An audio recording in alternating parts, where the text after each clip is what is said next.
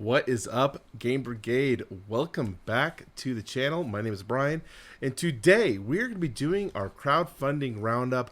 We're going to be covering some of the games that are active right now on either Kickstarter or GameFound that I am the most excited for, and I want to talk to them with you to see if maybe we should be consider backing them or skipping them.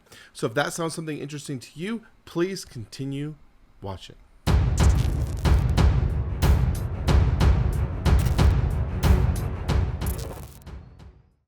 Okay, so this first game I want to talk about, Shards of Infinity, is a 1-6 player game from Stoneblade Entertainment.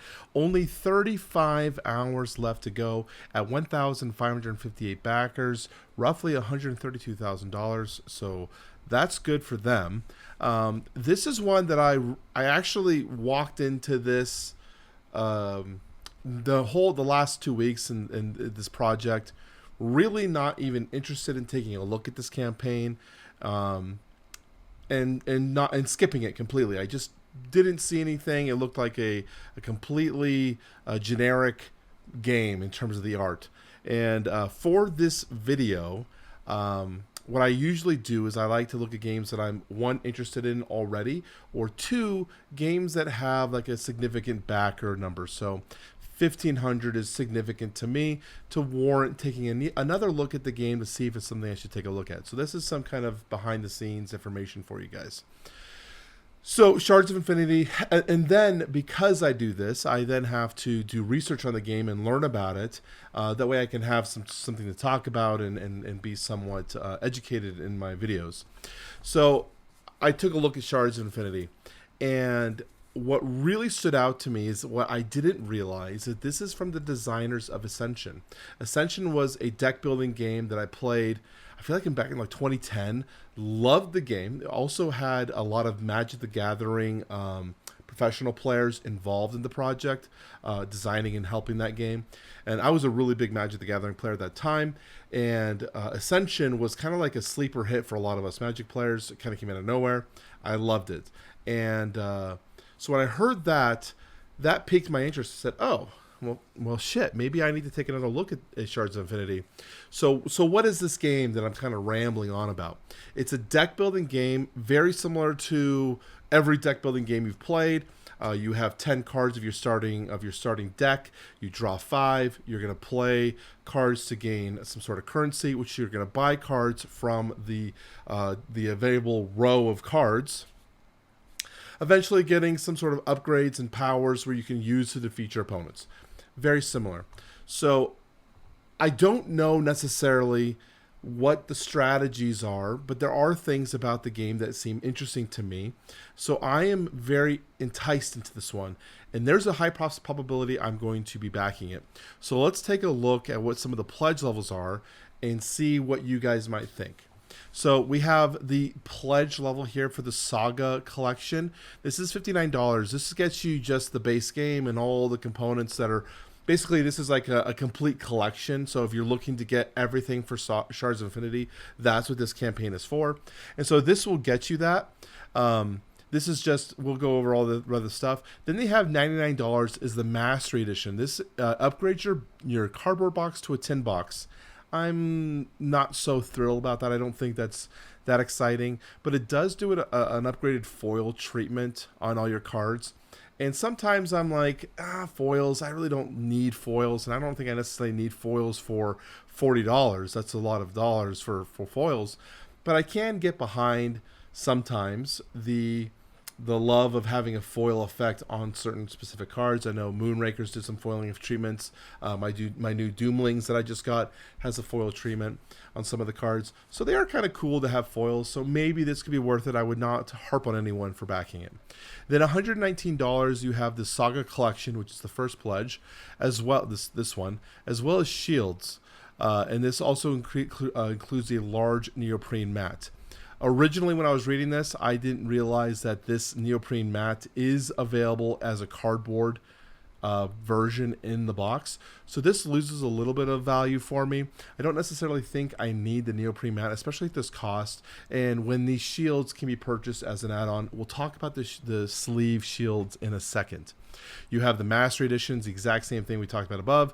but you're going to get the foiling treatment and that tin box. And then they have the shard breaker. I didn't even want to talk about this one because whatever. But for $2,000, you can customize a card. And I'm curious. So 0 backers. I'm curious if they sold this to anyone. It doesn't look like anyone has backed the $2,000 pledge. Yeah, I mean, maybe, or maybe they might be showing ones that these are the ones that are available, right? 1, 2, 3, 4, 5, 6. Yeah, so they haven't sold any. So this was a little stretch. I mean, $2,000 to alter. I mean, whatever. Some people love it. If it says that maybe you could put yourself on the card, I think more people would have bid at that. And I think they did the same thing for Soulforge or the new Ascension miniature game. But whatever. The sleeves. I want to talk about these sleeves. I normally never recommend buying sleeves. I have kind of gotten back into wanting to buy sleeves from the Kickstarters only because the majority of the time they do come in at that 100 micron level or better, which is good. And 2, sometimes it just saves the headache. And you know, yes, I'm paying like $3 or $5 more money in buying the sleeves than I would just buying them from my store or from Sleeve Kings. I would save some money. But I don't have to deal with the headache because I just get what you need, right? But these sleeves are unique because they have a special backing to them, so you can see the backing of the card. So that must mean that the card backs have an effect, which means you wouldn't want to sleeve these with some sort of card that blocks that card backing. So I could see an argument for purchasing these sleeve, but you can purchase these sleeves as an add-on. So if you come in here, you can see that Saga collection includes all the stuff that's in the box. Like you get all the character standees for the campaign mode, the cardboard box, which I talked, or the board, which I talked about why you don't need that play mat necessarily, and a bunch of other stuff. So I am very interested. Oh, the one thing I want to talk about, the other thing that really enticed me on this is you come down this campaign page. You know, I reviewed all this.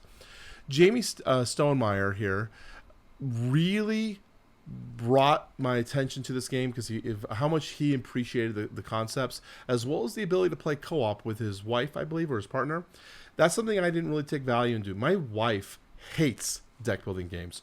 She says she hates playing them because of people like me who are card game lovers, and I love deck building. She's like, I just can't get into it. The fact this has a cooperative experience enabled to it and a campaign means I can still enjoy this with my wife and play it then competitively with my player group. So this is one I'm very heavily looking into, and very much probably going to be back in this one. We'll see. I got 35 hours to go. I'm going to click remind me here just so we can get it locked in, and let's get to the next game. So the next one will be Conquer Empire's Rise. This one does not meet the requirements of the 1,500 or so backers. You can see it's only got 63. But I wanted to give a shout out to these guys because Cashin Arts, I'm not quite sure how you pronounce their publishing house, has been very, very good to work with. I covered their Conquer the Empire Rise, the Conquer Final Conquest originally in 2020 when I was a brand new small channel. So I'm glad they reached out to me and said, hey, Brian, can you take a look at our game?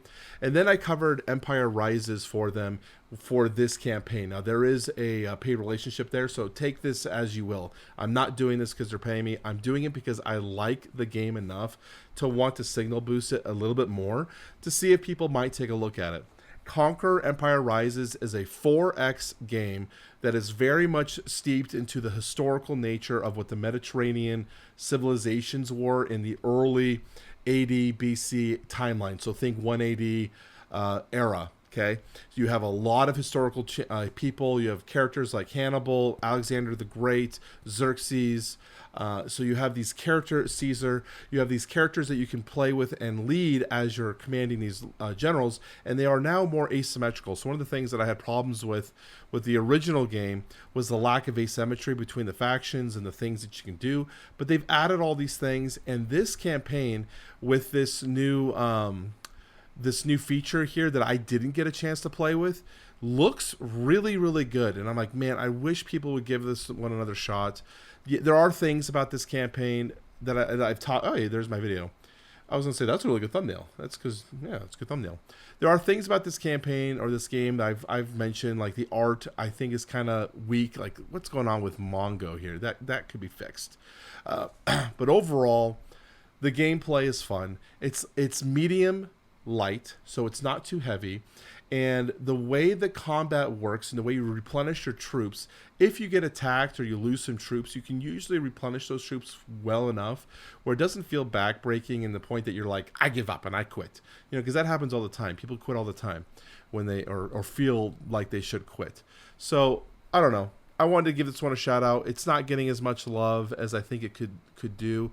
It's not that expensive if you come down to the basic pledges. Where's the basic pledge at? It's hard to see. I can't. I got something blocking my view here, so I can't actually see it. But take a look at it. That is Conquer Empires Rises by Cashin Arts. Cashin. I'm not quite sure how to say it. The next one we're taking a look at is Shadows of Brimstone, Lost Tombs, and the Hell Train. This is two separate games we're talking about. 3,460 backers, 42 hours left to go, over $1 million, so congratulations. So this is going to be two new core sets for the Shadows of Brimstone series. You have Lost Tombs of Kamuntet and the Impossible Hell Train. And this game is going to be setting like in the 1930s, well, at least the Lost Tombs of Kamuntet is, where you're going to be going into this Egyptian era place and, you know, doing whatever, you know, literally the most like basic type of dungeon crawling you can do. That's what we're taking a look here with Shadows of Brimstone. And that's kind of what I think of when I look at Shadows of Brimstone. This game in Flying Frog Productions, this stuff came out like in 2010 or something, like 2011, back when like board gaming was just really entering its heyday. And Flying Frog, I feel like if I ever look at their stuff, I think these are the guys that have some of the weirdest art sometimes of products. There's one company that has some like really weird art. I think it's Flying Frog. But anyways, in terms of this game, it's a dungeon crawler game that uses a dynamic system. So when you encounter a new room, instead of, you know, having the whole board in front of you or doing in a book where you can see kind of what you're going to be doing, instead you'll draw a card excuse me, which will have a when on that card will tell you what tile you're going to reveal and maybe what kind of encounter you're going to be setting up into that. The important thing to note about this is the minis, which they do have some minis here. They are very, to me, again, look like 2012 era minis. But these are HIPS minis, which means they're going to be coming on a sprue, which means you are going to have to assemble these and most likely glue them to these bases. So please be aware of that. I know not a lot of people like that, but that means these minis are going to be a little bit higher quality, at least in terms of their structural components, because usually the hard plastic HIPS minis are some of the better ones. Think Warhammer. So that's something to take a look at. The other thing is in terms of the stretch goals, not too many things seemed Kickstarter exclusive. So if you're looking for this at retail, that might be an option. They have two different pledge levels. Maybe we'll just scroll down here. We've got the Scarab level for the Lost Tombs of Kamuntet. That's $120. And then we have the, oh my gosh, Brian, stop doing that. We have here the Railroad level, which is the Hell Train, which is kind of like a ghost train, Wild West ghost train thing going on. Some of the art for the ghost train was actually kind of cool. When I maybe it was these kind of spectral guys, like that's actually Kamuntet. Where's the spectral ghosts? They were looking pretty cool. I like Grim Dark or shoot, I can't think. I'm trying to think of what I'm like Halloween-y stuff. I'm trying to think. God, man, I really want to find it now. Never when you can see it. There it is. I thought this art looked kind of cool. I like this kind of stuff. This is kind of, you know, shit. I literally cannot think of the word I'm trying to think of. The time era that this would solidify to. The 1800s. I kind of like this classical feel with the trains. I think that stuff's kind of cool. Anyways, I want to talk about the Kickstarter exclusives though, because these are going to have, each one has its own exclusivity, but if you get the Pharaoh level, you get all of them plus an additional. So it comes with the Crimson Hand Enclave expansion. So take a look at that. I don't think there's too much stuff here that is truly exclusive though that would drive me to buying it. And the other thing to take a look at, so right here, I'm not sure which one it is. Okay, anyways, if you come on down to the shipping, this is the thing to be aware of. So for the Scarab or Railroad level, so these are for the base pledges, the $120 ones, it's $20 to $45 in most US states. I would always take the $45 leaning and say that's what to expect, which is fairly heavy, I believe, for a single box. It could be a pretty heavy box, but still it's $45. I could probably ship that out even cheaper than that. And then for the Pharaoh level, so for both boxes, it's now $50. So it's only a $5 increase. So that's a significant difference. I mean, in terms of, what you're looking at here, you're saving $5. You're only spending $5, but getting a lot more weight in terms of that. So take aware of this, because this game is probably going to be available at retail, and you might be able to get yourself the same experience minus some exclusives, but saving yourself that $50 shipping potentially. So that's that. Let's move on to Planet Unknown Supermoon. This is a 1 to 6 player game from Adam's Apple Game. They're almost at 700,000 backers with 2 days left to go, so they're just about to enter that period where they're going to get the final boost of Kickstarter and GameFound backers. 7,350 backers, so that's incredible. I played Planet Unknown for the first time at Dice Tower West. Everyone I played this game loved this game. This was like the hot game. No one wanted, they all wanted to keep playing it, and they wouldn't stop talking about it. I wasn't very hot on this game, and maybe I'm just not a Polyonimo guy, but let's talk about it. So basically in this game, you are going to be giving an assignment of a planet. One side, all the planets are the same. The other side, you have unique planets to give yourself some kind of custom options.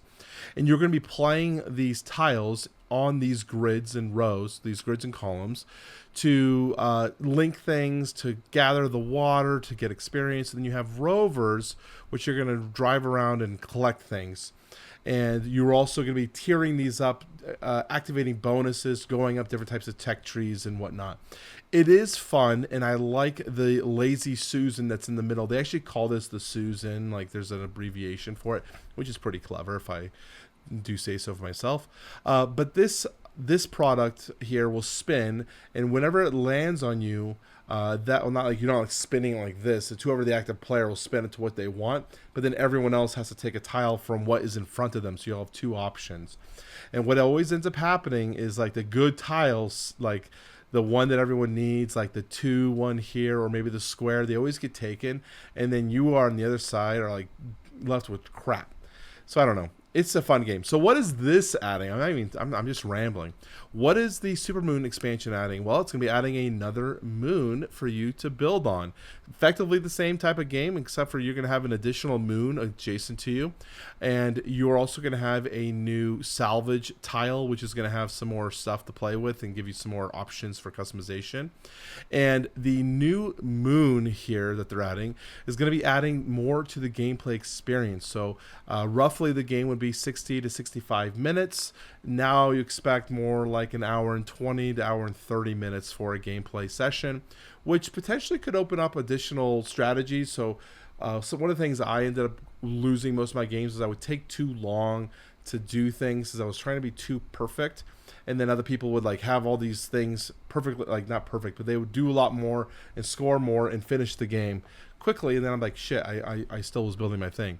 So this longer experience will give more strategy options for players for them to develop.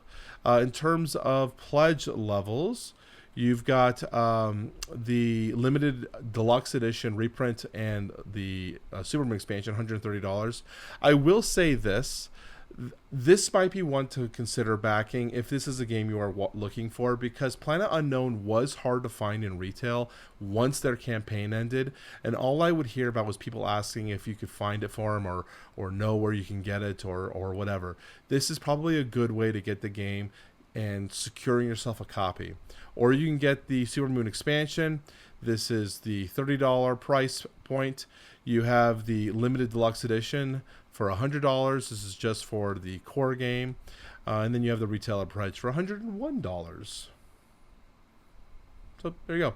I'm not backing this game. I will play this game if people bring this to game night, but I don't want this in my collection. It's not something I really necessarily need or want.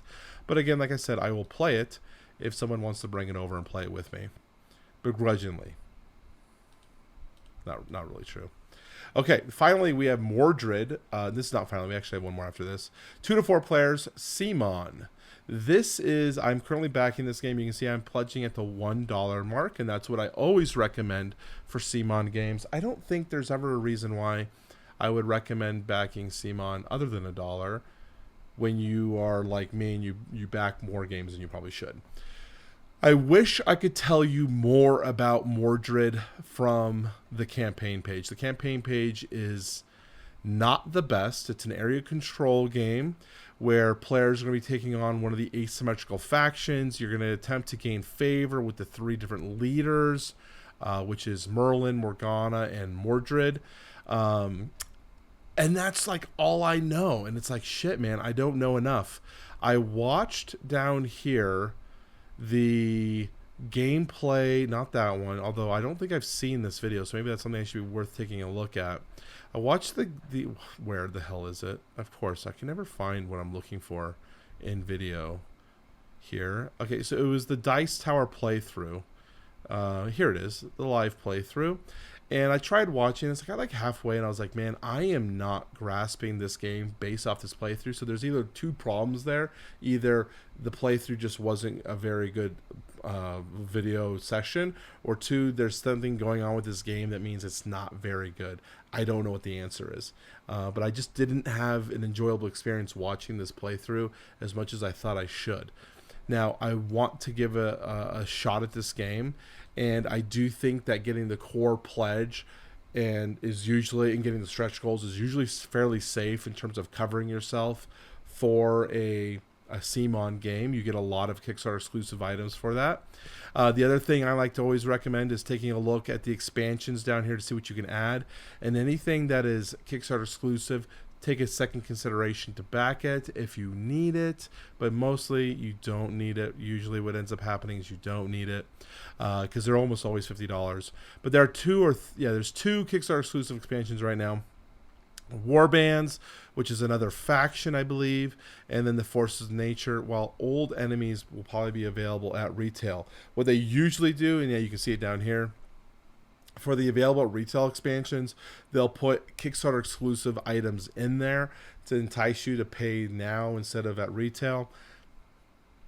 I probably would wait for retail if this is something I truly needed. But of course, this old enemies, they have some of the coolest minis as part of it. So be aware of that. The other thing that we should always take a look at, and this is the reason why I also recommend backing at $1 for CMON games, is the shipping. $23 to $44 for the core box. That is so freaking high. Like $20 to $25 is where I would see it. I don't know. I still don't know why CMON is charging so much for shipping. And then you have $35 to $53. So what I recommend, you pledge $1 in the pledge manager. You can add all your stuff in and then see what the shipping costs are going to be. That way you have the actual dollar out of your pocket cost for this game, and you can make the decision then, is this worth buying at $150 or whatever it may be. So take a look at that, because almost always it's not. And the shipping is where it gets you when it comes into your profit margins. If you're a person who likes to buy games, to try them, to see if they fit and then sell them, that's where you really get bit in the butt, especially with these products, because you can almost always ship these later for cheaper, so you're not going to make up that difference too much. Okay, so the final game we're going to take a look at is Cyclades. I've been pronouncing this game wrong my entire life. I used to call it Cyclades, I believe, but watching this video, I realized I have no idea how to pronounce the name of the game, and I've been saying right here. Grant me your strength and wisdom to ensure my reign above all others. May the battle begin. More strategic and spectacular. How long is it going to take to say the name of the game? Discover the Director's Cut edition of Cyclades. Cyclades. Cyclades. I have not been saying this name right for so freaking long. So Cyclades, this is the new deluxe version legendary edition game, 2 to 6 players from Open Sesame Games. This version of the game features a strategic bidding system. Well, Cyclades in general is an area control game, and it features a strategic bidding system that defines what actions are available to each player on their turn. So it's going to basically require you to balance your income to take strategic actions later with each god. So depending on which one you want to take in, you're going to have to bid. And of course, there's going to be competition because players might want to take the similar actions as you. This game is part of a series.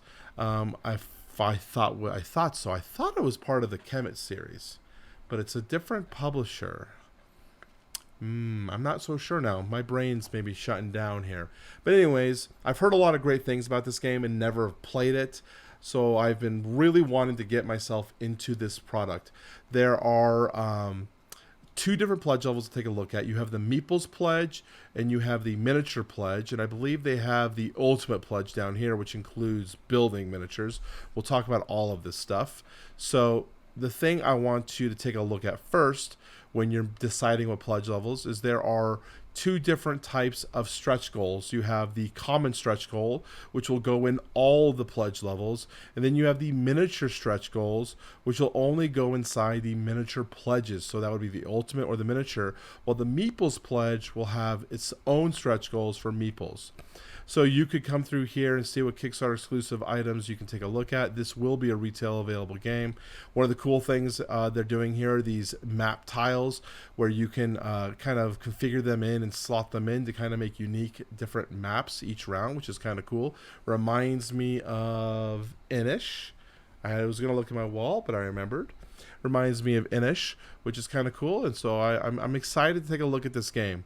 In terms of pledge level, I'm still torn on what I want.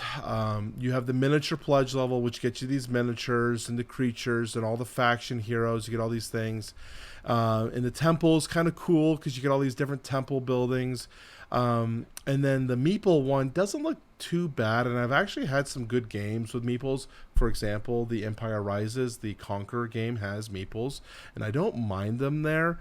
So it's a significant price difference. So you're looking at $134 for the ultimate pledge, €120, $100 or $112 or 100 euros for the miniature, and then $66 for the Meeples pledge, as well as you're going to have to consider that shipping costs and whatnot will probably be more significant for the miniature versions. So something to consider as well. The coin add-ons I'm definitely skipping completely. So what am I doing here? What am I looking at pledging? That is the question. I haven't made a full decision. You can see I haven't backed this yet. It's still 13 days left to go. 6,000 backers. I didn't mention that because I haven't made a decision on which one is the best. I backed the Meeple version of Great Wall from Awakened Realms. Haven't played it, so I don't know how good they are, although it took me forever to put the stickers on there. But yeah, they have a bunch of stuff here for the miniature versions, which definitely is enticing for me. So I don't know. I wanted to throw this to the audience to get your opinion, because this is something... we can talk about this. This is something I've been trying to do is get the games that are like hit classic games that get their deluxe version or their legendary edition or the special edition. For example, this just came today. The Castles of Burgundy finally showed up. That's kind of what I'm doing, is like I want to find these games that have like, okay, this is the definitive version. I want to get it to complete that part of the collection because I know it's a solid game, rather than taking shots on games that are not so hot. So that's my idea. And we're going to wrap up the video with that discussion. You can also see I got my Too Many Bones Unbreakable pledge today. It was a huge, literally the UPS guy walking in was like, and I was like, oh my God, there's a child size amount of boxes in this guy's arms. And it had the Too Many Bones, which included my Burn Cycle pledge because I added that on. So that's like 1,000 pounds, as well as the Castles of Burgundy. So my UPS dude is a bro. Like that guy is strong. So that's it. I'm going to wrap up the channel with this one. Thank you guys for watching. Also, please check out my Game Brigade Plays channel. If you are looking for some high-level Risk gameplay, some Grandmaster Risk play, you can check out my channel. Links are in the description down below. I'd appreciate a subscription. Help me grow that channel, and you probably will actually like the content more than you would think. I watched Risk gameplay for the first time like a year ago, not really knowing what to expect, and I watched it, and I was like, wow, this is surprisingly really enjoyable to watch. And I eventually did a few live streams on Game Brigade, and now here I am with a Game Brigade channel. I might put some videos up on Game Brigade just so maybe people want to watch them. Maybe I'll do that. Maybe I'll throw one up on Friday. Let's see. We'll find out. Talk to you guys soon. Bye-bye.